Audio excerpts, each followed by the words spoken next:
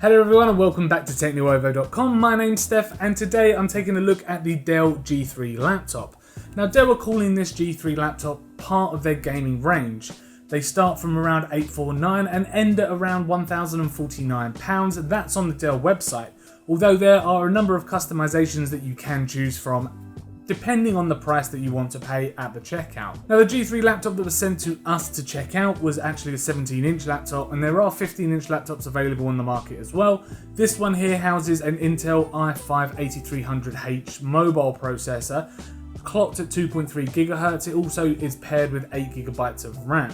Now the nice thing about the laptop is that there is a GTX 1050 graphics card, although again a customization while you're paying for it, you can choose to up that to a 1050 Ti, although you are paying the difference. Now there are also two storage options that you can choose from. There is the 1TB hard drive in here for things like games, software, music, video, pictures, that kind of thing. Basically acts as the storage drive.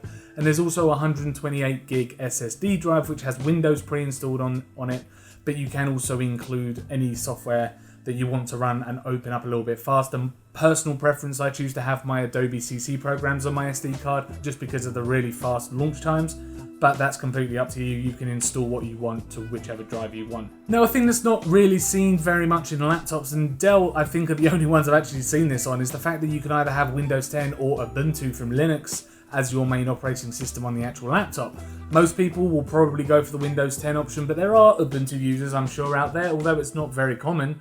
But you have got that option there if you do want to choose that. So the actual laptop itself is generally made out of plastic, and I think Dell has decided to do that to keep the cost down. Although yes, it still does look very nice. It's still a far cry from the kind of aluminium laptops that you generally do find on gaming devices, especially when you start getting to the higher end gaming devices out there like your Razers and your Gigabyte laptops and MSI laptops and things like that. You start to see a little bit more metal sneak through. Now the actual laptop on top has this very nice kind of soft to touch plastic covering on there, and the Dell logo is blue. I've looked at Dell laptops in the past, they're generally silver. I don't know if this is blue because it signifies it's a gaming laptop. I don't really know, but it's quite a nice bit of styling. I will say one thing about the top though, it is a fingerprint magnet. So I mean, either sitting on this set, my hands are a bit clammy and it just marks the laptop, so you will have to carry a microfiber cloth around with you if you do want to keep those fingerprints to a minimum. But as I say, overall on the outside it does look very, very nice. The bottom is a completely closed unit. There's no removable battery unless you remove the entire base of the actual laptop. There are 10 screws all around the laptop and they're just Phillips screws to do that.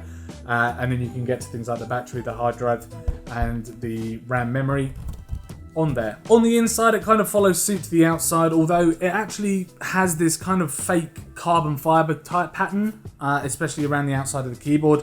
It sports a very, very small G3 logo, so it just shows off really what kind of laptop you've got. And tiny accents like this fingerprint sensor that's on the top right hand side, and it also doubles up as the power button, is blue, and then you've got the blue accents around the outside of the touchpad. The keys on here glow kind of white, and I don't know why that is on this particular unit. I've seen other units online and other reviewers say that the keys glow blue, but I'm not sure how they get that, and I couldn't find any keyboard customization options on the actual laptop to be able to get hold of that option to be able to change them to blue, or be able to change the backlight of the actual keys themselves. But on the one that was sent here, they're very much a white, maybe a little bit of a blue tint, but it's not the same blue as the Dell logo on top or the fingerprint sensor logo here, or the blue LED around the outside of the finger touchpad. So taking a look at the inputs on the actual laptop, down the right hand side you've got a Kensington lock for security reasons, you've got a USB 3 input, and you've also got an SD card reader down the right hand side. Now taking a look at the left hand side of the laptop, you have your power. You've got two USB 3 ports on this side. You've got a HDMI input if you want to use an external display, or a second monitor so you can have your workspace over two monitors. You've got an Ethernet port on there as well for your internet connection if you want to hardwire it in. There is a wireless network card in here if you do want to use wireless. And you've also got a headphone and microphone combi jack for gaming headsets, or kind of like the headsets you get with mobile phones. You can use that directly on this laptop and it will work as a microphone and headphone combi unit. On the back, as you can see, you've got absolutely nothing except this very clunky hinge, which I actually like. And the actual hinge of the laptop is very, very solid on there. even though the screen weighs an absolute ton on this thing. It's just a very, very nice and kind of smooth, and it doesn't really bounce either. It's kind of locked into position. So typing on the actual keyboard itself was a relatively nice experience. I must say that the keys on here are rather shallow, so it doesn't require much pressure to actually press the keys in. So for someone like me who's coming from a mechanical keyboard on a desktop, I found myself hitting these keys actually quite hard, but you don't need to at all. They're very, very light to touch. And the nice thing about it is that there's not really much flex on the actual keyboard at all. There is in certain areas if you go out really far towards the edge, but it almost feels as if there's some kind of housing underneath the actual keyboard. So there's not much flex on this device at all, which is really nice. As I said, the keys do glow white. They don't glow blue, which for some reason, I don't know why. I don't know if it's this particular model, whether it's a UK model, but you have got the blue accent around the touchpad that do glow up on the front. Having the keys glow white though, it means that you're able to type in low light conditions. So, or if your eyesight's not very good, like mine, I have to wear glasses when I type and use a computer. You're able to see the keys really quite brightly, and it just adds a nice subtle touch to the actual usability of the laptop itself. So the actual touchpad on the laptop is very, very large, I think, and it actually is really, really nice if you're trying to go from one side of the screen to the other. It is a little bit rough, which again, I don't mind at all. It's a very, very different texture to the actual main housing of the laptop itself. This is very, very smooth, whereas this is really quite rough. But that's quite nice because you know when you hit the edge. Now, the biggest worry about this touchpad is the actual travel distance when you are making a click on the mouse. It is very, very large. I mean, you can click in the mouse wherever you are on the actual touchpad. It's pressure sensitive for you to be able to touch it in. Yes, you have to give it a bit of force if you move back towards the keyboard, but it can still be done. But at the very, very bottom of the touchpad here, the travel distance is huge, especially for a touchpad. I mean, you can still use sort of touch sensitive. If you want to pull something out, you have got touch sensitive double clicks. You don't have to technically press in the touchpad, but I don't know why they've included a click on there if you can double tap and you can use gesture control on the actual touchpad itself without clicking. But as I say, the travel distance of the actual touchpad itself is rather large, and I didn't really like it. Not for the fact that it felt unreliable, it didn't, but for the fact that dust and dirt and grime could get caught in that groove when you are pressing it down. And I think it's just an easy way to get the laptop filled up with gunk, which could inadvertently break the touchpad on the actual laptop, especially the clicks. But that's the only thing I didn't really like about the touchpad. Everything else about it was completely fine. It was nothing wrong with it. What baffled me a little bit as well is the fact that the speakers are positioned at the bottom, and I'm not talking at the bottom front facing, I'm talking at the bottom kind of firing out at the table. It's almost as if it's been designed to bounce whatever sound is coming out of your laptop at the table and up at your ears. I would have liked to have seen speakers on the actual front. I know they've tried to go for this kind of smooth look to the actual laptop from front to back, but just moving the speaker grill position just up a bit towards the edge, I think would have made a huge difference. The laptop doesn't sound bad. I mean, I wouldn't recommend the sound of a laptop speakers over a pair of headphones, especially if you've got a decent pair of headphones. Not so much kind of the iPhone headphones you get with the iPhone. But yeah, it just seemed a little strange that they would position the speakers in that kind of way. Now, in terms of gaming performance, I want to talk about gaming performance because that's the market that this laptop is aimed at. It scored a 1,272 on a 5-strike benchmark, which I thought was actually pretty good, especially for a laptop that I would say hasn't got the best components in there for gaming, especially with that 1050 graphics card. But that's not a bad score at all, and it would certainly be able to play AAA games at medium settings. I mean, if you're looking at mobile, we play Heroes of the Storm here at TechnoOvo, and it absolutely stormed through that. No pun intended. It was really, it really performed really well. Now, when I ran a Heaven benchmark, and bearing in mind I ran this at high settings with a 2x anti-aliasing setting on the actual graphics performance, and that was still throwing out 96 frames per second as a maximum frame, and even at an average frame it was throwing out 42 frames per second. Okay, it's not going to do your 60 frames per second, but I could have dropped that benchmark down to a medium.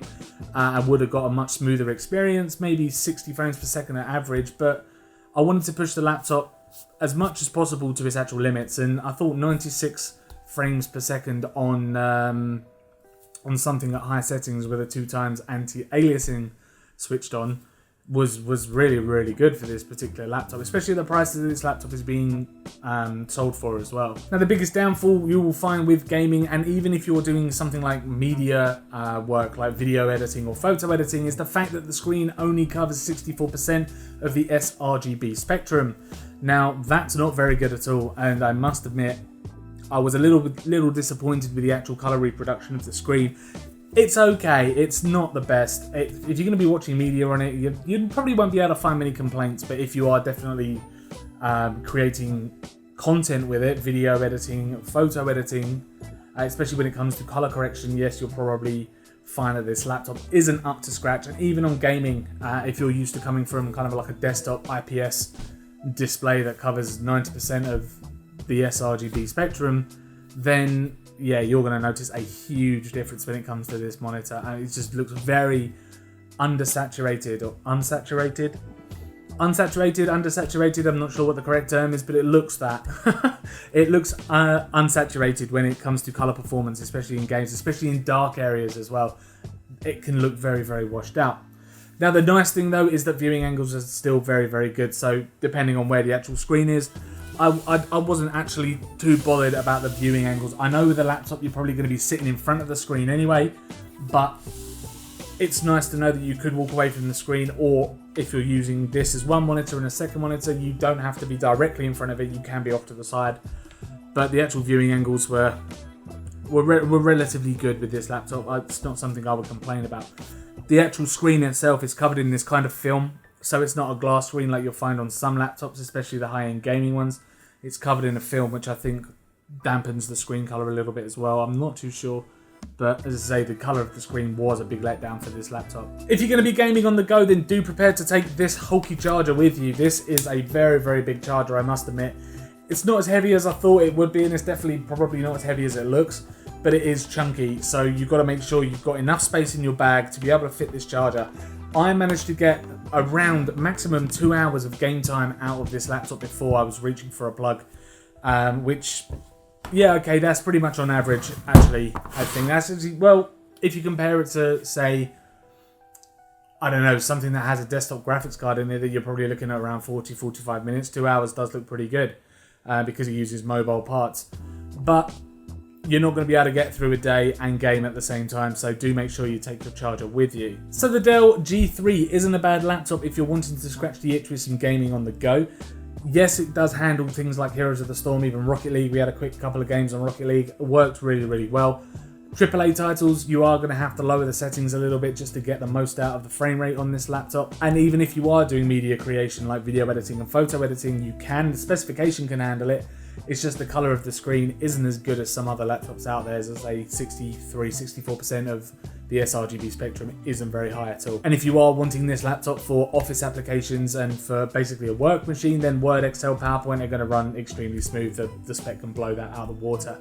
Now, I will say the laptop is a little bit on the heavier side. It does weigh an absolute ton, so you've got to make sure you've got a really strong back. You're not going to want to carry this over your shoulder. You're going to want to stick this in a backpack because it does weigh a ton.